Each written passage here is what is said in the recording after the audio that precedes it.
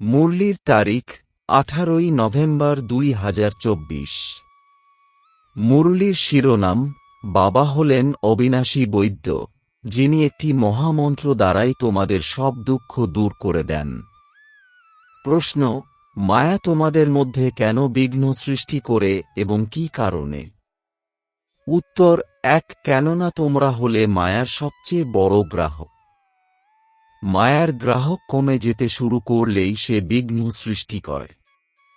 2, যখন অবিনাশী বৈদ্য তোমাদের ওষুধ দেন, তখন মায়ারূপী রোগ উতলে ওঠে, সেই জন্য বিঘ্ন এলে ভয় পেও না। মন্মনাভব মন্ত্রের দ্বারাই মায়া দূরে সরে যাবে। ওম শান্তি। বাবা বাচ্চাদের বসে বোঝান, মানুষ মনের শান্তি বলে হয়রান হয়ে যায়।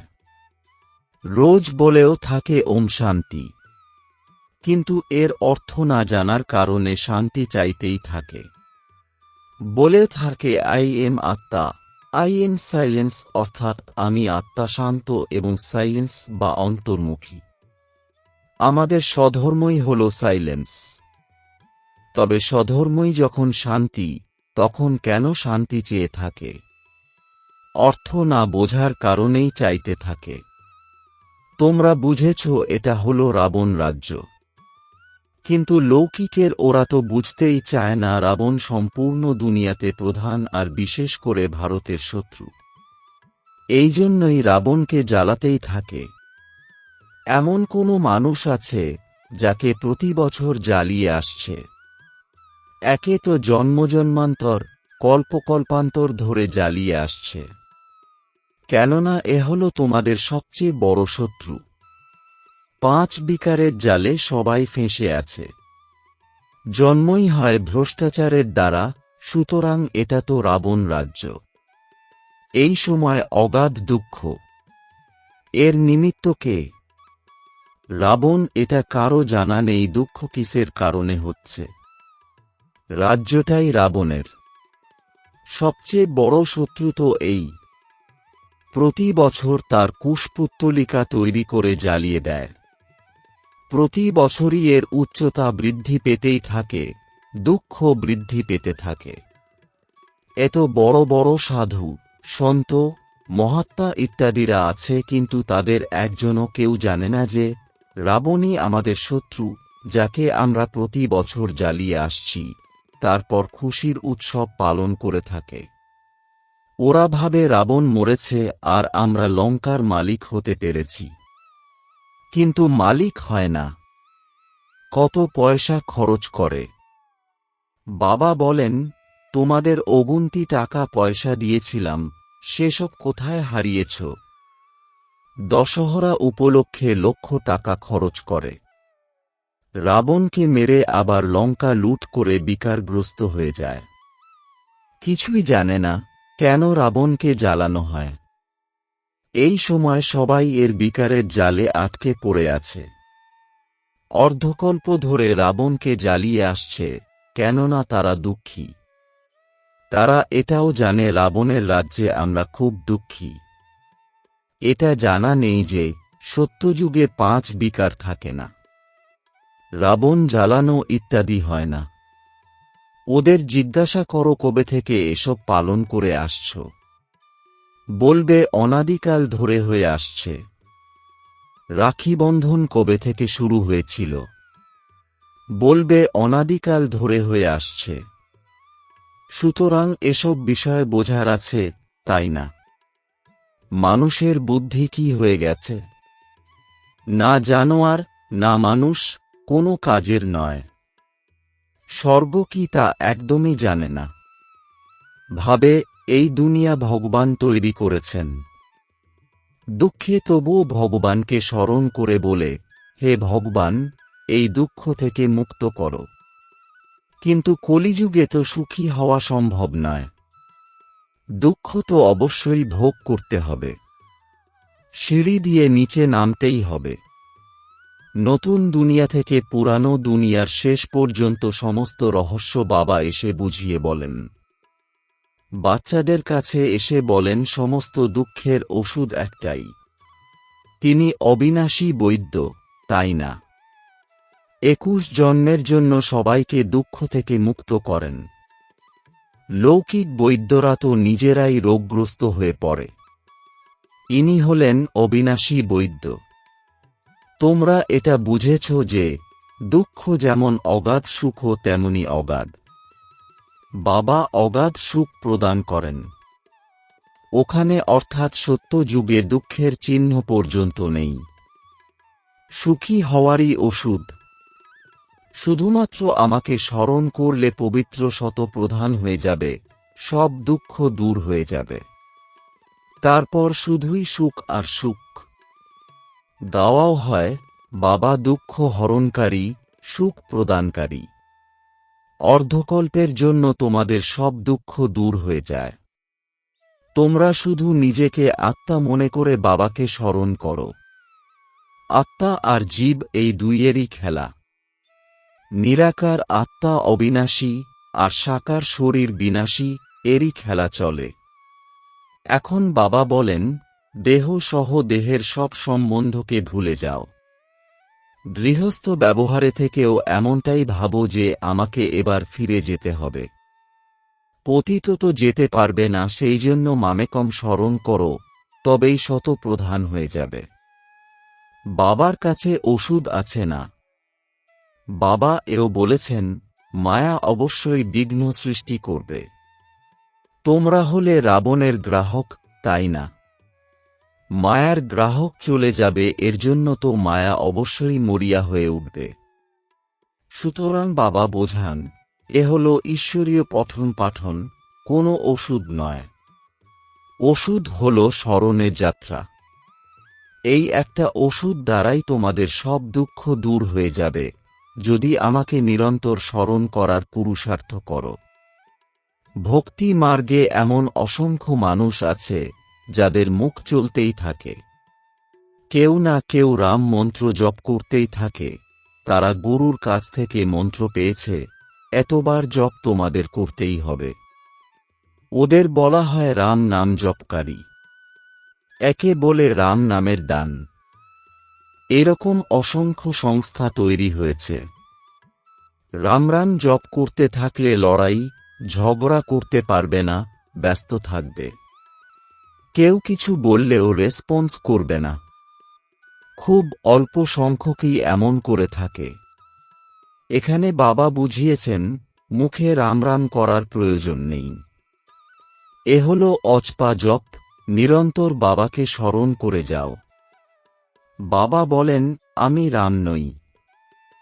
রাম তো ত্রেতা যুগে ছিল, যার রাজত্ব ছিল, তাকে জপ করার প্রয়োজন নেই। বাবা বলেন, ভক্তি মার্গে এইভাবে স্মরণ করতে করতে, পূজা করতে করতে সিঁড়ির নিচেই নেমে এসেছ, কেননা তা হল ব্যভিচারী। অব্যভিচারী একজনই, তিনি হলেন শিব বাবা। তিনি বাচ্চারা তোমাদেরকে বোঝান যে এ কেমন ভুল ভুলাইয়া খেলা। যে বাবার কাছ থেকে অনন্ত জগতের উত্তরাধিকার প্রাপ্ত হয়, তাকে স্মরণ করলে মুখের চেহারাই উজ্জ্বল হয়ে ওঠে। খুশিতে চেহারা উৎফুল্ল হয়ে ওঠে। মুখে সব সময় স্মিত হাসি থাকে। তোমরা জানো, বাবাকে স্মরণ করলে আমরা এমন হতে পারব। অর্ধকল্পের জন্য আমাদের সব দুঃখ দূর হয়ে যাবে। এমন নয় যে বাবা করবেন, তা কিন্তু নয়। এটা বুঝতে হবে, আমরা যত বাবাকে স্মরণ করব, ততই শতপ্রধান হতে পারব। এই লক্ষ্মীনারায়ণ বিশ্বের মালিক, কত প্রফুল্ল চেহারা, এমনটাই হতে হবে। অনন্ত জগতের পিতাকে স্মরণ করলে অন্তরে খুশির অনুভব হয় যে আবার আমরা বিশ্বের মালিক হব। আত্মার খুশির সংস্কারই সাথে যাবে। তারপর ধীরে ধীরে কম হতে থাকবে। এই সময় মায়া তোমাদের ভীষণভাবে বিভ্রান্ত করে তুলবে। মায়া চেষ্টা করবে তোমাদের স্মরণ ভোলাবার, যাতে সব সময় এমন প্রফুল্ল চেহারায় না থাকতে পারো। নিশ্চয়ই কোনো না কোনো সময় বিভ্রান্তির শিকার হবে। মানুষ যখন রোগগ্রস্ত হয়ে পড়ে, তখন তাকে বলাও হয় শিব বাবাকে স্মরণ করো, কিন্তু শিব বাবাকে, সেটাই কেউ জানে না। তবে কি ভেবে স্মরণ করবে? কেন স্মরণ করবে? তোমরা বাচ্চারা জানো, বাবাকে স্মরণ করলে আমরা তমপ্রধান থেকে শতপ্রধান হতে পারব। দেবী দেবতারা শতপ্রধান, তাই না? তাকে বলা হয় দৈবী ওয়ার্ল্ড। মানুষের দুনিয়া বলা হয় না। মানুষ নামটাই থাকে না, বলা হয় অমুক দেবতা।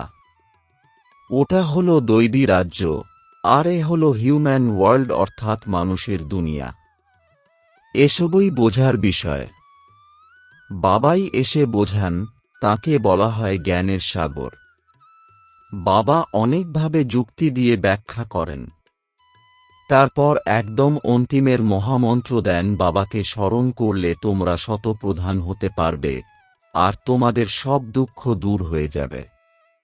কল্পপূর্বেও তোমরা দেবী দেবতা ছিলে, তোমাদের চেহারা দেবতাদের মতোই ছিল। ওখানে কেউই অযৌক্তিক কথাবার্তা বলতো না, এরকম কোনো কাজই সেখানে হয় না। ওটা হলো দৈবী রাজ্য, এটা হলো হিউম্যান ওয়ার্ল্ড। পার্থক্য আছে, তাই না? এসবই বাবা বসে বোঝান। মানুষ তো মনে করে দৈবী রাজ্য ছিল, লক্ষ বছর হয়ে গেছে। এখানে কাউকে দেবতা বলতে পারো না। দেবতারা তো স্বচ্ছ ছিল, মহান আত্মা দেবী দেবতাদের বলা হয়। মানুষকে কখনোই বলা যায় না। এ হলো রাবণের দুনিয়া। রাবণ সবচেয়ে বড় শত্রু, এর মতো শত্রু কেউ হয় না।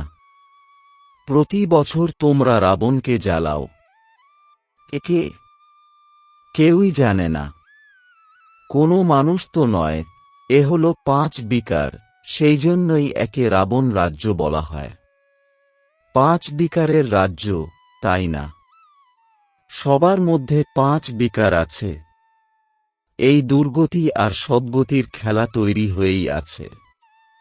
এখন তোমাদের সদ্গতির সময় সম্পর্কে বাবা বুঝিয়েছেন, দুর্গতির সময় সম্পর্কেও বুঝিয়েছেন। তোমরাই উত্তরণের সিঁড়ি বেয়ে উপরে ওঠো, তারপর তোমরাই আবার নিচে নেমে আসো। শিবজয়ন্তী ভারতে অনুষ্ঠিত হয়, রাবণ জয়ন্তীও ভারতেই অনুষ্ঠিত হয়। অর্ধকল্প হল দৈবী দুনিয়া, লক্ষ্মীনারায়ণ, রামসীতার রাজ্য। এখন তোমরা বাচ্চারা সবার বায়োগ্রাফি অর্থাৎ জীবন কাহিনী সম্পর্কে জানো। মহিমা যা কিছু সব তোমাদের। নবরাত্রিতে পূজা ইত্যাদি সব তোমাদের জন্য হয়ে থাকে, তোমরাই স্থাপনা করো। শ্রীমতে চলে তোমরা বিশ্বকে পরিবর্তন করো। সুতরাং শ্রীমতে সম্পূর্ণরূপে চলা উচিত, তাই না? নম্বরানুসারে পুরুষার্থ করে থাকো। স্থাপনা হয়ে চলেছে, এর মধ্যে লড়াই ইত্যাদির কোনো প্রশ্নই নেই।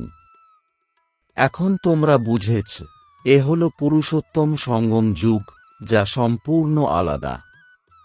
পুরানো দুনিয়ার শেষ, নতুন দুনিয়ার শুরু। বাবা আসেনি পুরানো দুনিয়াকে পরিবর্তন করতে। তোমাদের বোঝান তো অনেক কিছুই, কিন্তু বেশিরভাগই ভুলে যায়। ভাষণের পর স্মরণে আসে যে এই পয়েন্টগুলো বোঝাতে হতো।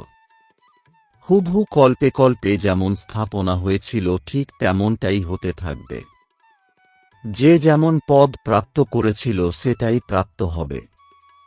সবাই একই রকম পদ পেতে পারে না। উচ্চ পদের অধিকারী যেমন থাকবে, নিম্ন পদের অধিকারীও থাকবে। যে বাচ্চারা অনন্য, তারা অগ্রসর হতে হতে অনেক কিছুই অনুভব করবে। এ বড়লোকের দাসী হবে, এ রাজপরিবারের দাসী হবে, এ বিরাট বড়লোক হবে, যাকে কখনো কখনো রাজপরিবারে আমন্ত্রণ জানানো হবে। সবাইকে তো আমন্ত্রণ করবে না, অনেকেই মুখ দেখানোরও সুযোগ পাবে না।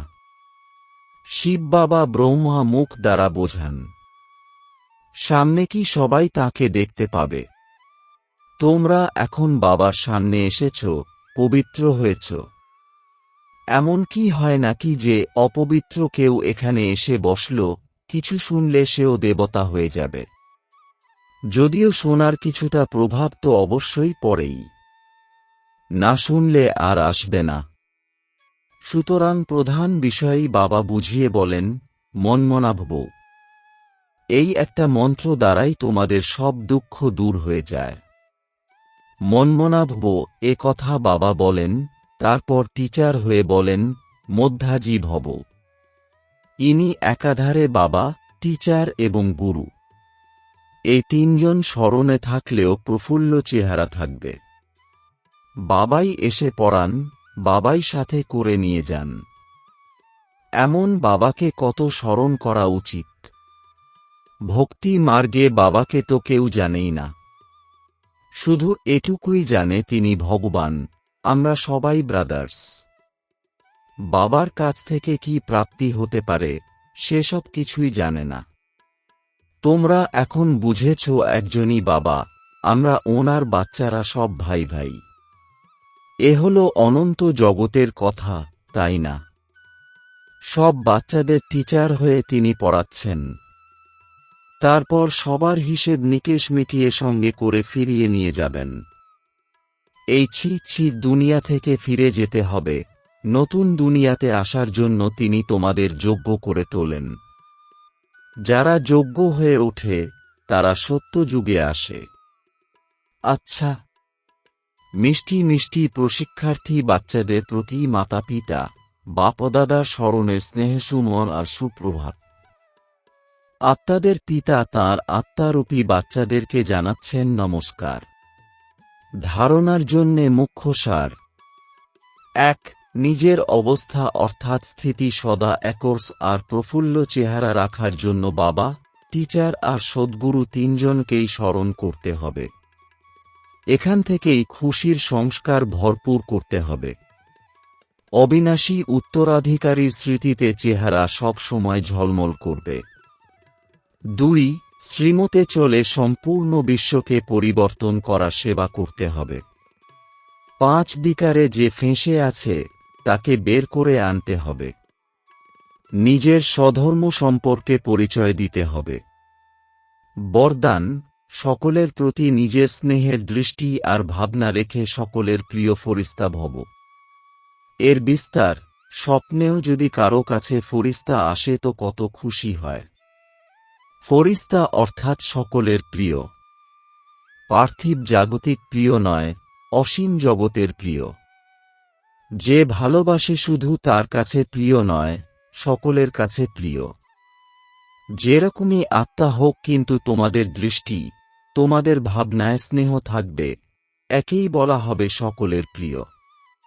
যদি কেউ ইনসাল্ট করে বা ঘৃণা করে তথাপি তার প্রতি স্নেহের ভাবনা, কল্যাণের ভাবনা যেন উৎপন্ন হয়, কেননা সেই সময় সে পরবশে থাকে।